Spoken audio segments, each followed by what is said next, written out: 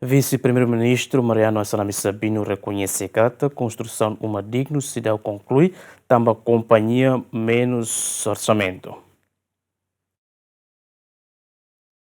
Vice-Primeiro-Ministro, Ministro Coordenador Assuntos Sociais no Ministro do Desenvolvimento Rural no Habitação Comunitária, Mariano Assanami Sabino, reconhece que a construção uma digno hamutuksia nulo, nebe governo constrói e retinang riuroron resinghat, com duração fulang valu, mas beto agora companhia sidak finaliza obra ni, também menos orçamento. Governante ne hateten, antes governo lo que tenderização, companhia sira apresenta ser na capital, ho montante bot, nune governo fo confiança atu halo serviço, mas be companhia balum crédito hela iha banco, nune dificulta ba construção. Causa principal né também a companhia sira barak né sira balu deve ter banco né be ita selu né laos bahalo uma mas del sel fal deve também sel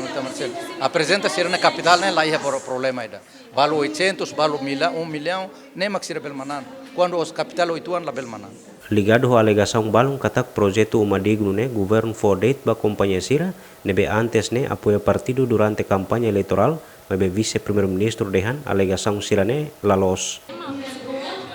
né bosokten lalos ida e depois ia tunu bibi né ema prit lima kair ia fatin selo kimbel hare ema balu né troma ne be la ia ida henba né ola nen intervene nen ministro intervene henba né na cloque valor hansa né loke mais sema kosambot e sema fo valor kik nema mana ne sistema hansa ne laos fo malu det ne sistema laran e mahututa sistema nebe o bela cara o ne maluk partido ka o ne maluk sema ka tumana ne tinge tuir processo lolos vai ira quando la iha osa no la belmana vai ira quando la tuir sistema la belmana. Mas kanune governante ne garante kata construção uma digno sei remata ya fulan mayu tinang ne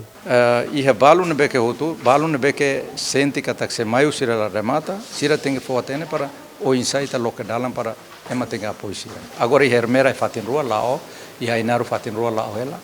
e depois Covalima ho